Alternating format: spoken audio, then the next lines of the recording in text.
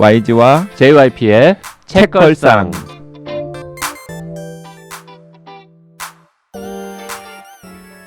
책에 관한 걸쭉하고 상큼한 이야기. YG와 JYP의 책걸상이 찾아왔습니다. YG 강량구입니다. JYP 박재영입니다. 박평 박혜진입니다. 486회네요. 네, 486회입니다. 그리고 펀딩이 시작한 지 사흘째 되는 날.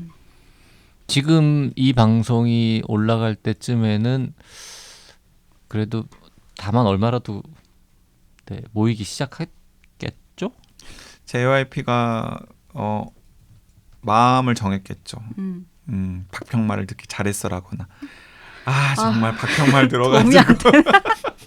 아니 그러기에는 큰 차이가 안 나. 2,400이나. 자 아무튼 네 언제까지 그러고 저희가 보면 박평이 이제 막 겉으로는 그렇지 않은 척 하지만은 책걸상을 우리 4명 중에 제일 사랑할지도 몰라. 제일 믿음이 제일 제일 그런 네. 이거 제일 책걸상을 지속해야 되는데 이런. 자 책을 읽는 사람이 마이너리티가 되는 사회에 불만을 가진 JYP가 펀딩을 지금 하고 있습니다. 네. 펀딩에 참여하는 사람이 마이너리티가 되는 이런 분위기가 되면 곤란합니다. 자 이거 진짜 또 이 펀딩 자체가 JYP 맞춤형 펀딩이잖아요. 그렇죠. JYP의 모든 걸 파는. JYP의 목소리로 녹음한 JYP의 책도 팔고 온라인이나 오프라인으로 JYP 볼 수 있는 티켓도 팔고 JYP가 들고 다니는 거와 똑같은 가방도 팔고 JYP 사인본도 팔고 JYP가 디자인한 자석 굿즈도 팔고 민망하네요. 네. 정말 근데 성공기왕. JYP 들고 다니는 가방 저도 네이비 있거든요. 그거 방송국에 들고 갔는데 어떤 한 저보다 10살 정도 많은 방송국 선배 PD님이 그거 강 기자 어디서 샀냐고. 되게 괜찮아요. 실용적이고. 어디서 샀냐고. 아니 근데 실용적이어도 되게 멋있어 보인다고. 그게 디자인이 되게 중요하잖아요. 네네. 워낙 그 패브릭 그 캔버스백들이 많아서 근데 그 중에서도 이 JYP가 들고 다니는 그 백의 어떤 특장점이랄까? 일단 천이 좋고요. 네. 그 되게 이제 그 막 별거 아닌 그 좀 없어 보이는 그 헝거백들은 다 메이드 인 차이나. 이거는 메이드 인 코리아. 국산. 그리고 심지어는 그 가방 만드시는 지퍼가 열려. 한쪽 벽이 다 열려가지고 많이 나올 수 있어요. 그 가방 만들어서 판매하는 분이 책걸상 펀딩에 도움을 준다라는 의미에서 좋은 조건에 물건을 주겠다라고 약속도 하셨대요. 그 얼마나 단 건지 알겠죠. 30대 젊은 사장님이 네. 운영하는 작은 가방 회사인데 멜릭이라고요. 여기 상표도 얘기해도 되잖아 참. 그렇죠. MELIC 멜릭이라고 하는 우리나라 재구매를 계속하고 계신 거예요? 재구매를 계속하고 있고요. 제가 무슨 이제 누구 선물할 때 있으면 그거 사서 주고 이렇게. 나름 제가 멜릭이라는 회사의 VIP 저도 고객. 선물 받았다니까요. 제가 YG도 하나 사줬어요. 네. JYP가 내가 약간 좀 막 부러워하는 듯한 눈빛을 보내니까 일단 너도 하나 그럼 가지고 다녀라고. 보여드렸으면 좋겠다. 그 홈페이지에 이렇게 들어가시면은 그 집에서 나오는 가방들이 이렇게 쭉 있는데요. 대개 이제 뭐 한 5만 원, 6만 원, 7만 원 이렇게 비싼 백. 그러네요. 비싸네요. 싼 게 아닙니다. 네. 싼 게 아니구나. 내가 들고 다니니까 약간 싸 보였는지 모르겠는데 비싼 백이에요. 찾아봐야 되겠다. 그 모델들이 들고 다니는 모델 그 픽 사진이 있을 거 아니에요. 그거 보면 좀 다를 수도 있겠다. 들어가서 그냥 개인적으로 사시는 거 아니에요? 이거를 이 텀블벅을 통해서 해야 되는데. 네, 어쨌든 네 이미 시작됐고요. 네, 12월 10일까지 3천만 원 목표로 진행하고 있습니다. 네, 잘 되겠죠. 네, 그래서 오늘 따뜻한 댓글 몇 개 모아왔는데요. 자, 판다로님께서 와 정말 좋아하는 책이 나와서 평소보다 더 신나서 들었습니다. 이 계절에는 마스이의 마사시의 우아한지 어떤지 모르느니 좀 더 어울리지 않나 싶지만 여름은 오래 그곳에 남아의 긴 여운을 따라가기엔 살짝 모자랄 듯하네요.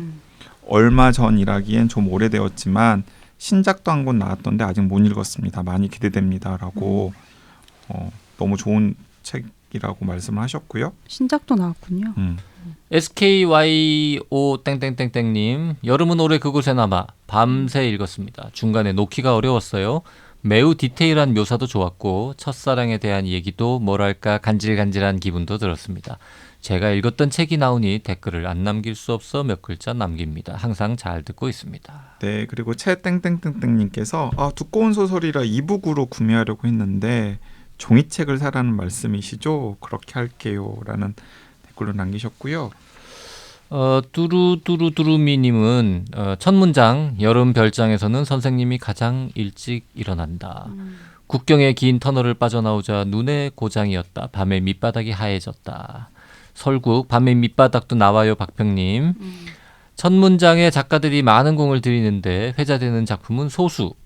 우리나라 소설 중 가장 유명한 첫 문장은 김훈의 칼의 노래가 아닐까요? 버려진 섬마다 꽃이 피었다. 이렇게 시작했었구나. 자, 영화도 첫 장면 참 중요하고 소설도 첫 문장 참 중요한데 책 쓸 때 다 우리 고민 많이 하지 않습니까? 뭐로 시작할지. YG는 자기 책의 첫 문장들을 기억합니까? 저 기억 잘 못하죠. 저는 문청을 안 하니까요. 하지만은 저는 소설은 항상 첫 문장이나 마지막 문장은 꼭 기록해놔요. 왜요?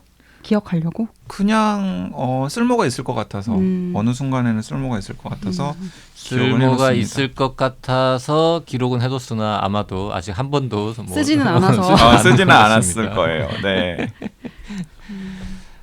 그나저나 참 우리 잠깐 쉬는 시간에 얘기했는데 저지르긴 했는데 YG와 박평 말을 듣고 너무 펀딩 금액을 높게 잡은 게 아닌가. 아니 뭐 이미 저질렀는데 뭘 그렇게 또 되새기고 그래요.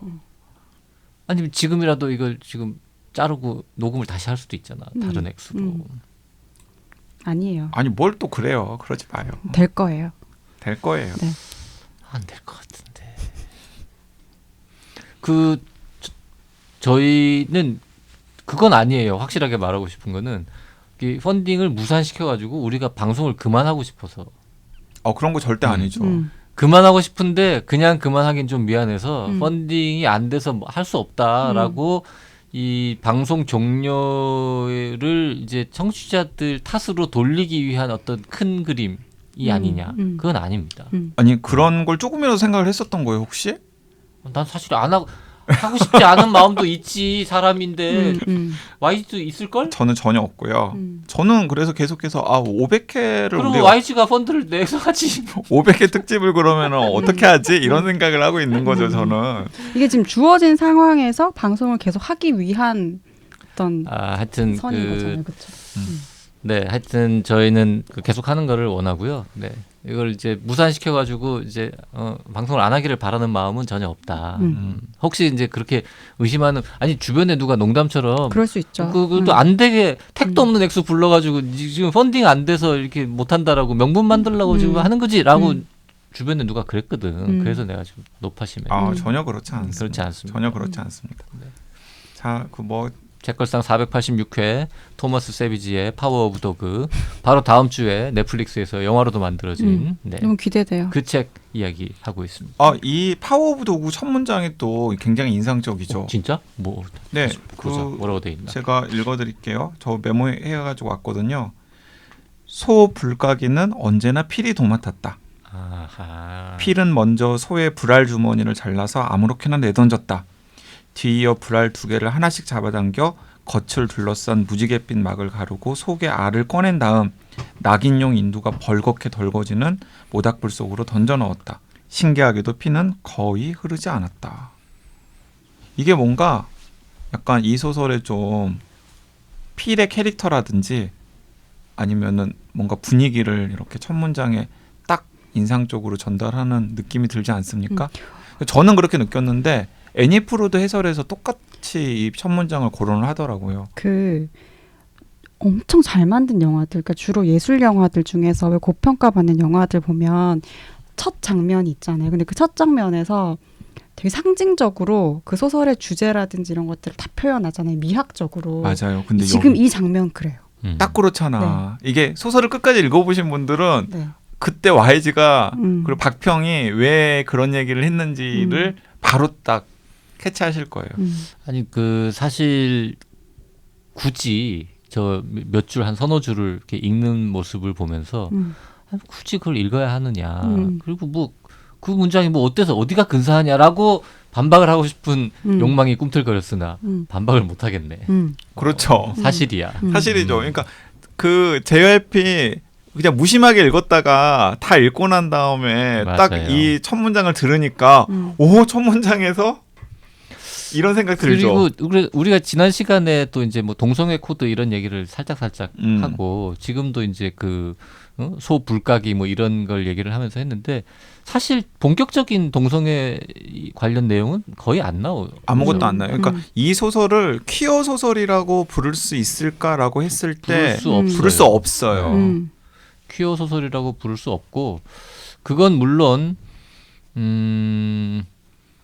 이 책이 나온 게 67년? 네. 그때는 요 정도로만 쓰는 게 뭔가 허용되는 수준이었다. 일반적으로. 그렇게 볼 수도 있겠지만 그러니까 영화에서는 어느 정도 수위를 묘사했는지는 잘 모르겠어요. 영화를 아직 안 봤으니까. 근데 영화에서도 본격적인 퀴어 영화로 이 소설을 영상화했을 것 같지는 않아요. 오히려 어떤 관계 안에서의 그 뒤틀린 욕망들 혹은 장악하고자 이 관계 안에서 이 내가 갖고 있었던 이 관계를 계속해서 지속시키고 장악하고 싶어하는 그 인간의 여러 욕망들, 뒤틀려 있는 그런 욕망들에 대한 이야기일 텐데, 근데 그건 또 67년에 쓰인 소설이어서 또 그런 지점이 있을 수도 있고, 그 사이에 그 퀴어와 관련된 그 소재로 한 영화들을 저희가 진짜 많이 봤잖아요. 정말 급진적인 영화들도 많고, 근데 그런 지점에서 보면은 되게 고전적이고 그 직접적으로 표현하지 않는 작품인데, 그래서 오히려 더 왜 이게 심리학이다라고까지 이야기를 하는지 알 것 같은 지점들이 있죠. 그러니까 소재적으로 정말 이렇게 읽는 부분들은 되게 적은 것 같고, 그 켜켜이 쌓여있는 자기 정체성에 대한 여러 욕망들에 대한 소설인 것 같아요. 그 67년에 나온 것도 관계가 있지만 배경이 이제 24년인가 되니까 맞아요. 네. 실질적인 배경. 실질적으로 배경은 그 배경은 정확해요. 심지어 예를 들어서 그 당시에 이제 대통령이 쿨리지였는데 작년에 당선된 그 쿨리지에 대해서 너는 어떻게 생각해? 이런 문장이 나오는데 쿨리지가 1923년에 당선이 되었거든요. 네. 그러니까 그런 것들은 되게 정확하게 다 이렇게 고증 앞뒤가 맞는 고증을 한 작품이라는 것도 드러나고요. 그거는 나름 고증 되게 열심히 하신 게 물론 이제 15년생이시니까 뭐 24년이면은 뭐 9살 때 대충 기억이 나는 시절이니까 당연히 그랬을 수도 있는데 여기도 되게 많은 브랜드들이 나오잖아요. 자동차라든지 뭐 옷이라든지 뭐 이런 거. 다 그때 브랜드죠. 다 실제로 그때 이제 존재하던 여기서 이제 제일 좋은 자동차로 럭셔리 카로 나오는 건 이제 피어스 에로우라는 거. 그 검색해 보면 되게 막 근사한 차가 나와요. 그 당시에는 진짜 제일 비싼 차. 아버크롬비 앤 그 피치라는 브랜드 지금도 살아 있는 그 이제 19세기부터 있던 브랜드잖아요. 그것도 여러 번에 걸쳐서 이제 농담처럼 또 나오기도 하고. 그리고 우리가 그냥 청바지가 유래된 게 그 서부 개척 시대의 뭐 광부들이나 아니면 목장에서 입었던 옷이 일상생활로 퍼진 것으로 알고 있잖아요. 근데 여기 보면은 진짜 남자들은 청바지를 이렇게 입지 뭐 이런 부분들도 나오고. 그 쿨리지 대통령 얘기를 하셔서 쿨리지라는 대통령은 사실 굉장히 이 정치적으로나 뭐 그런 쪽으로는 남긴 족적이 미미한 사람입니다. 근데 정작 그 사람의 이름은 쿨리지 효과라는 네.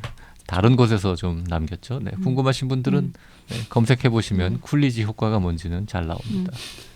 근데 이제 그 애니프루가 작품 해설을 쓰고, 근데 애니프루의 가장 유명한 작품, 한국에서 가장 잘 알려진 작품은 브롱크백 마운틴이고, 네. 그러니까 이렇기 때문에 이제 책을 읽기 전에 이미 이제 연동되는 이미지들이 굉장히 강력해서 그런 것 같아요. 근데 정작 그 토마스 세비지 본인은 저 맞아요. 100년 해로 하셨고 아이들 잘 낳고 네, 그쪽은 아니신 걸로 보여집니다. 읽으면서 어떤 게 제일 좋으셨어요? 읽고. 저는 예, 저는 약간 스릴러라던가 약간 그 인간 심리의 어두운 면 이런 걸 다루는 소설들을 항상 흥미로워했잖아요. 그래서 저는 이 소설에서 이런 홍보 문구를 봤거든요. 그러니까 약간 악한 인간의 끝판왕이 등장인물로 나온다. 근데 저는 그 악한 인물의 끝판왕이 피터라고 생각했어요. 그 아들이라고 생각을 했어요. 그런데 아마도 그 카페를 쓴 마케터나 편집자는 필이라고 그러니까 형이라고 이야기를 했을 텐데 저는 그 형이 아니라 그 기숙학교에 있다가 여름에 그 피터라고 하는 아들이 그 목장에 오면서 이제 갈등이 더욱더 증폭이 되고 이상하게 변형이 되는데 이제 끝까지 다 덮고 나서는 그 아들이야말로 진짜 악한 인간이 아닌가라는 생각이 들더라고요. 그럼 굉장히 서늘하고 무서운 결말과 거의 반전이라기보다 그냥 굉장히 무서웠어요. 네.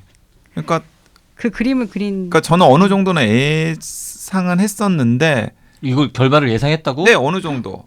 애가 애를 하면서 예상은 했었는데 그 방식에 대해서 그 방식이나 이런 것들이 또 다 또 짜여져 있었던 거잖아요. 그러니까 작가는 모든 게 다 계획이 있었던 거야. 처음부터 다 계획이 있었던 거잖아요. 그러니까 이제 필의 어떤 습성들 이런 정보들 아까 전에 이야기하실 때 또 새삼 다시 약간 소름 끼치는 이제 그런 것들이 하나하나가 다 단서가 되는 것들이니까. 맞아요. 그래서 하나하나 읽다 보면은 점점 긴장감이 고조되는 거죠. 피 한 방울 안 나오면서도 점점. 그 피가 뭐 한 방울도 안 나오진 않습니다만 그리고 총도 뭐 아예 안 나오진 않습니다만 조금 이제 비유적으로 말하자면 피 안 나오고 총 한 발 발사되지 않는 아주 독특한 서부극.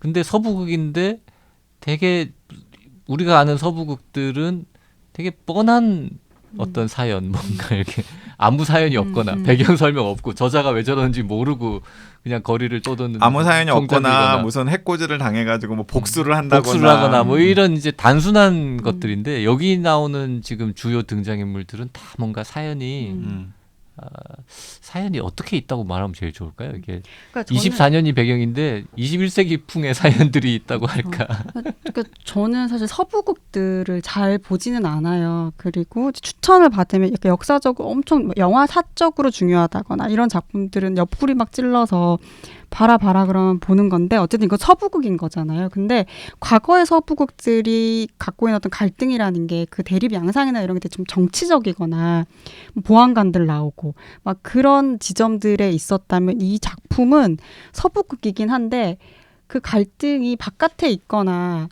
그 세력과 세력 간의 갈등이라는 게 아니라 거의 자기 안으로 계속 수렴해내고 그 좀 현대인 에 대한 이야기를 하고 있는 거여서 그게 서부극의 완전히 새로운 서북 형태의 서부극이라는 생각이 들었어요. 그러니까 이제 갈등 구조나 감정의 선이 굉장히 보편적이죠. 그러니까 지난 시간에도 제가 이걸 무슨 조직이라던가 아니면은 도시의 한 장면으로 이 등장인물들을 그대로 끌고 와가지고 딱 이렇게 펼쳐놓아도 사실은 크게 이물감이 없을 거다라는 이야기를 잠깐 했었는데 저는 그래서 이게 별로 막 전혀 한 번도 가보지 못한 그런 배경에서 한 번도 생각해보지 못한 일들을 하는 등장인물들인데 불구하고 생경함이 없는 게 그런 게 아닌가라는 생각이 들어요. 그 보통 이제 소설을 읽으면 그냥 뭐 다 읽고 나면 이제 끝이잖아요. 뭐 다시 곱씹어 보면서 그 캐릭터의 마음이 되어서 이게 결말까지 다 본 다음에 자 내가 A라는 등장인물이라고 상상을 해보고 뭐 이럴 필요는 없잖아 사실. 근데 이거는요 다 본 다음에 결말 다 알고 이제 다 이 전체를 다 그림을 다 이해한 다음에 곰곰 생각을 해보는 거예요. 내가 만약에 필이었다면 내가 필의 어떤 운명을 타고난 사람이었다면 나는 어떻게 살았을 것인가. 정말 불행했겠다. 혹은 뭐 어쩔 수 없이 이렇게 정말 안 어울린다. 정말 상상이 안 어울리지만 대목장에 몬테나 대목장 거부의 큰아들. 아니면 내가 즐기면서 살았을 것 같아. 조지로 태어났으면 그래서 형은 저런 사람이고 내가 이렇게 이런 여인과 사랑에 빠지고 우리 부모는 이렇고 나는 이런 캐릭터인데 하필 우리 집은 몬타나의 큰 목장집이고 그럼 나는 어떻게 살았을까? 이런 어떤 이 운명을 어떻게 받아들였을까? 이렇게 생각해보고 이거 하나 바꿔보잖아요. 그럼 저 여인 로즈라는 여주인공도 마찬가지고 피터라는 그 아이도 마찬가지고 그 모두에게 이렇게 감정이입을 해가지고 공공 한번 상상을 해보잖아요. 다 너무 짠한 거지. 모든 등장인물들. 자 그런데 그 제가 이 대목에서 약간 그 JYP의 짠함을 깨는 산통 깨는 그 이야기를 해보자면 이게 조지의 다 계획이었다면 어땠을까요? 형에게서 벗어나고자 하는 조지의 모든 계획. 근데 왜냐하면 이 소설에서 이 세비지 작가는 조지의 시선에서는 뭔가를 하나도 묘사를 하지 않아요. 그러니까 조지는 항상 이렇게 다른 사람들의 뭐 필 형이라던가 뭐 로즈라던가 아니면 피터의 시선을 통해서만 감정이라든지 행동이 묘사가 되잖아요. 근데 사실 맨 마지막에 최종 승자는 조지야. 그리고 첫 장면 시작할 때 저희가 읽었던 그 장면에 바로 이어지는 부분이 그 형에 대한 어떤 조지의 그 빡침. 맞아요. 네.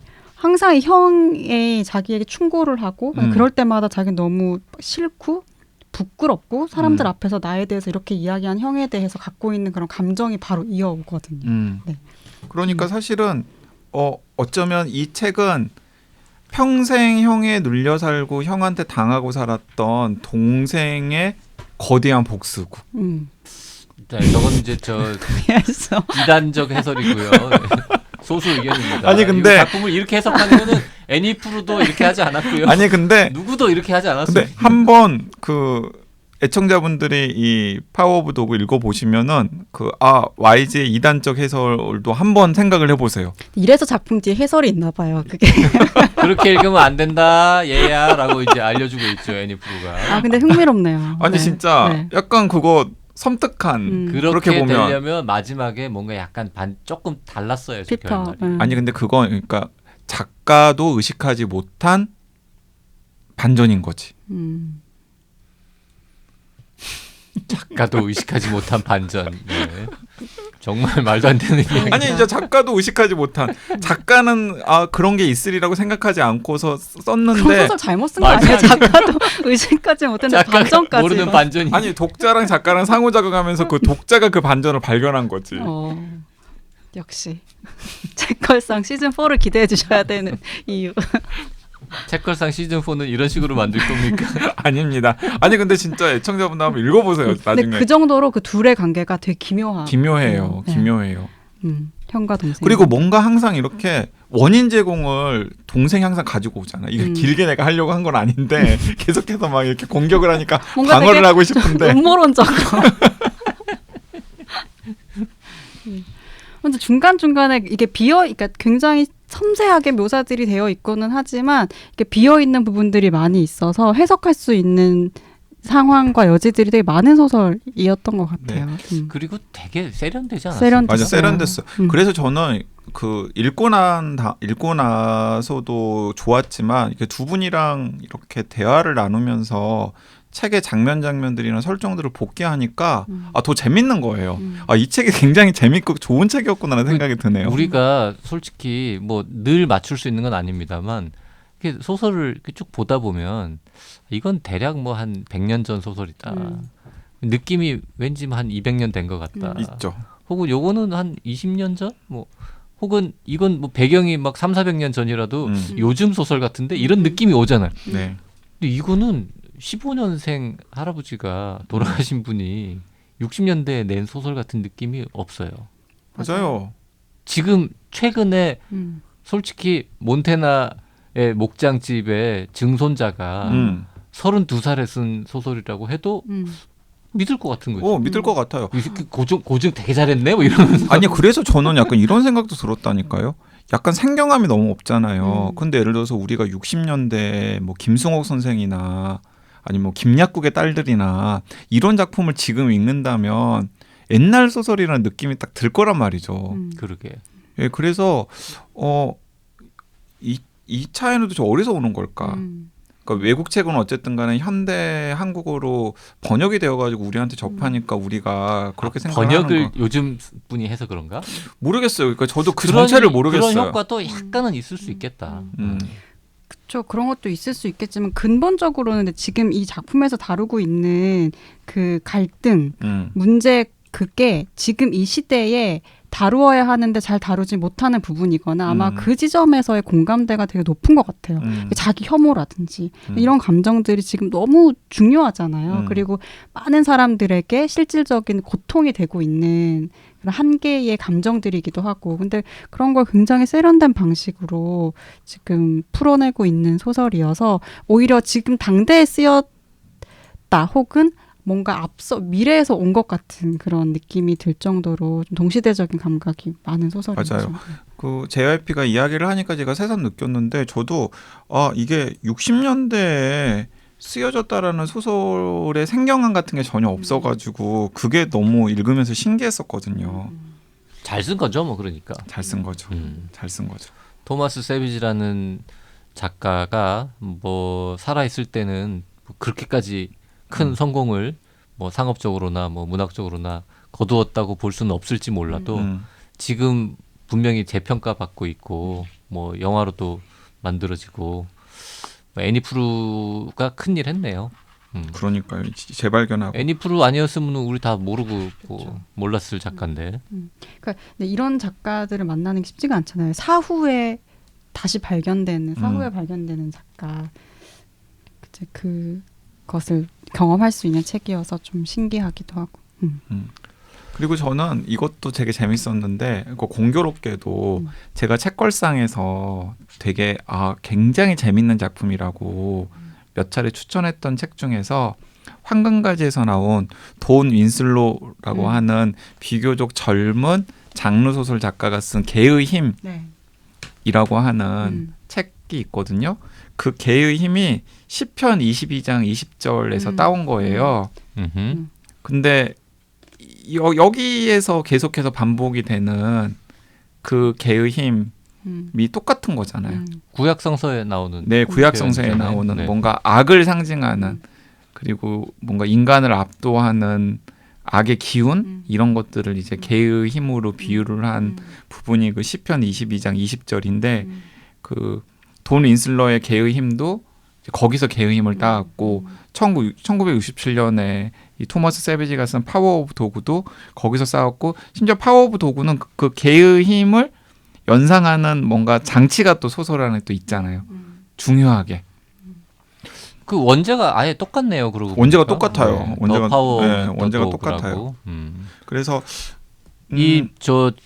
돈 윈슬로우는 이 작품의 존재 혹은 뭔가 이거를 알고 썼을까요? 알고 썼으면 아마 똑같이 안 했겠지? 네, 똑같이 안 했겠죠. 근데 이게 2005년에 나온 작품이니까 사실 충분히 알려고 하면 알 수는 있었을 텐데 그런데 만약에 알고 썼다 그러면 똑같이 안 했거나 아니면 뭔가 표시를 했을 텐데 그런 걸 하진 않았던 걸로 기억이 돼요. 근데 이제 뭐 두 개의 힘이 모두 다 굉장히 권할 만한 책이다라는 생각이 듭니다. 예. 근데 이 작가들이 항상 매력을 느끼는 것 중에 하나가 이런 어둠을 그리는 어둠이 지배하는 어떤 인간을 그리는 건가 봐요. 정유정 작가 사실 완전한 행복 같은 경우도 이렇게 악인을 그리고 있잖아요. 근데 이제 이 소설 이렇게 읽어보면은 악인인데 우리 또 가장 여기서 말하는 악인이 누구냐라고 그렇죠. 할 때 쉽사리 누군지 이야기하기 그러니까 되게 어려운. 그 필설에서 아들인 피터설로 갔다가 심지어는 조지일 수도 있다라고 제가 이야기를 했잖아요. 네. 근데 저도 이야기를 읽으면서는 조지일 수 있다라는 생각을 못했는데 이야기를 나누다 보니까 이 큰 그림을 다 조지가 그린 걸 수도 있겠네라는 생각 들고 마지막에 사실은 최종 승자는 조지잖아요. 왜냐면 시작할 때 제일 먼저 뭔가 악독하게 시작한 건 필이지만 시간이 지나면 지날수록 또 그 위치가 더 바뀌고 계속 그 자리가 바뀌기 때문에 근데 그 악인을 그려내는 것은 어떤 시대마다 어떤 작가들이 계속 도전하는 것 중에 하나인 것 같고 그 도전이 되게 성과를 이루는 몇몇 작품들이 있는 것 같아요. 근데 이 이제 파워 오브 도그 같은 경우에도 뭐랄까 서부극처럼 한 과거의 한 시대를 배경으로 했지만 굉장히 현대적인 의미에서 인간의 악을 그려내고 있는 작품이 아닌가 싶어요. 그렇게 저 인간의 어두운 면, 악한 면을 자꾸 소설에서 묘사하고 그러면 어디 잡혀가서 이렇게 수용소 같은데 갇혀가지고 벌점 받고 네, 못 나오게 되는 수가 있어요. 그리고 그런 평론도 네. 착한 평론하라고. 근데 이 소설을 보고는 그렇게는 너는 말하기 왜 힘들어요. 평론을 통해서 악인을 옹호했느냐 이런 지적을 받을 수 있어요. 엄마의 카레 같은. 그렇죠. 엄마가 해주시던 카레를 연상시키는 작품이다. 뭐 이렇게 이제 훈훈하게만 평론을 해라. 네. 이런 또 뭔 소린지 네, 모르시는 분은 지난주 방송을 들으시면 되겠습니다. 근데 엄마의 카레도 갑자기 엄마의 카레 급발진이지만 그 이제 영화 같은 데에서는 그런 검열이 또 어떤 비유적인 표현들, 뭐 알레고리 이런 맞아요. 것들을 또 발전시키는 계기가 됐기도 했던 거니까 참 네. 그 파워 오브 도그는 이제 12월 달에 영화 12월 1일. 개봉되면 네. 두 분은 보실 생각이 있습니까? 전 바로 보고 싶어요. 예고편도 너무 매력적이었기 때문에. 그리고 영화관을 가지 않아도 그냥 집에서 볼 수 있으니까. 그러게요. 네. 저는 이게 만약에 저 한 10부작, 20부작짜리 드라마다. 그러면 절대 안 볼 것 같은데 2시간짜리 영화이기 때문에 볼 것 같습니다. 왜 소설 재밌게 읽었는데 그거는 안 보시죠? 아니 소설도 읽었는데 내가 드라마를 또 20부작을 또 봐야 돼? 그러니까 이런. 저는 그래서 드라마로도 전 만들 다른 수- 이야기를 그 시간에 또 보고 싶다는. 그러니까 드라마로도 만들 수 있을 법한 스토리인데 영화더라고요. 드라마로 만들기에는 등장인물이 너무 적어. 그렇기도 하겠네요. 주요 등장인물이 하나, 둘, 셋, 넷, 5명밖에 없어. 의사까지 쳐도. 아 맞다. 의사까지 치면 5명. 의사까지 쳐도 5명밖에 없어요. 그래서 영화로 만들긴 좀 그렇습니다. 드라마로 만들기는. 아 드라마로 만들기는데.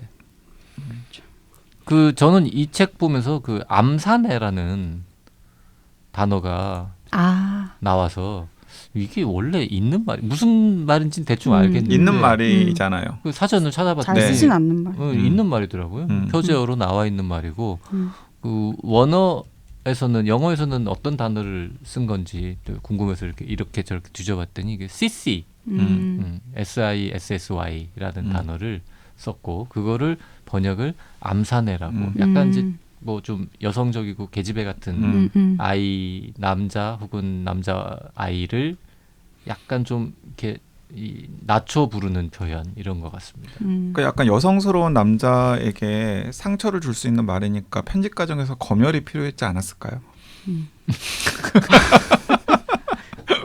그런 문제 제기들을 우린 다 건강하게 뭐랄까 진지하게 다 생각하고 받아들여야 돼요.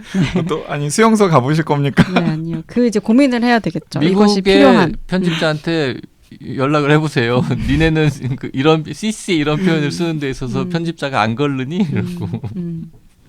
그러니까 이게 무슨 얘기인지 저 인간들이 무슨 얘기를 하나 하시는 분들은 지난주 지난주에 방송을, 네. 일몰의 저편을 읽어보시면은 이런 이야기들이 많이 나옵니다. 이렇게 불친절하게 자꾸 못 알아듣는 얘기를 억지로 하고 맞아요. 이러면은 좋지 않은 것 펀딩 같아요. 성적에 악영향을 줄 수 있습니다.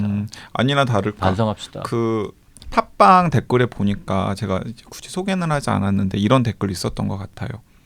그러니까 뭔가 흥미로운 책을 다뤄서 쭉 들었는데 횡설수설하는 이야기만 계속 갖고 뭔 이야기인지는 하나도 모르겠더라.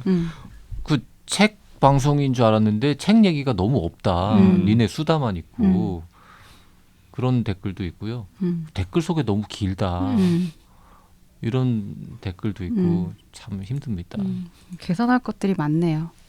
개선해야 됩니까? 꼭 그 수용소 소장 같은. 혹시 시즌 4 하게 되면은 뭐 힘 닿는 대로 네, 개선을 확장을 위해서. 해보겠습니다. 확장을 위해서. 네. 네. 아니 그 지난 시간에 박평이 뼈 아픈 소리 했잖아요. 이렇게 오래됐는데 확장은커녕. 남들이 다 하려고 해도 하지 못하는 선명한 색 지키기. 네. 그러게요. 단점인지 모르겠습니다만, 네 어쨌든 좀. 그러니까 지금 독특한- 계속해서 그 JYP는 걱정되나 봐요. 그러니까 힘내세요. 지금 네. 너무 이미 근심이 많아. 던져 놓았으니 이 방송을 들으시는 책걸상 애청자분들이 뭔가 답을 주시고 계시겠죠. 자, 오늘 486회 방송했고요. 다음 시간에 487회에는 또 역시 보너스 트랙입니다만 혼비님 오셔가지고 네, 역시 또 펀딩 관련해서 그분 걱정 많이 하고 있습니다. 그분이 내 마음 제가 사실 부른 그 2,400만 원 그것도 안 된다, 어렵다. 더 낮춰야 된다. 혼비님이 새 가슴이더라고요.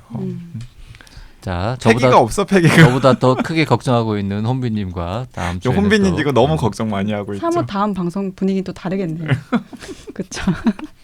다음 주에는 혼비님하고 또 다른 책을 가지고 돌아오도록 하겠습니다. 감사합니다. 고맙습니다. 네, 그리고 파워보도구 너무 재밌습니다. 네, 책이나 영화 저는 기대하고 있습니다.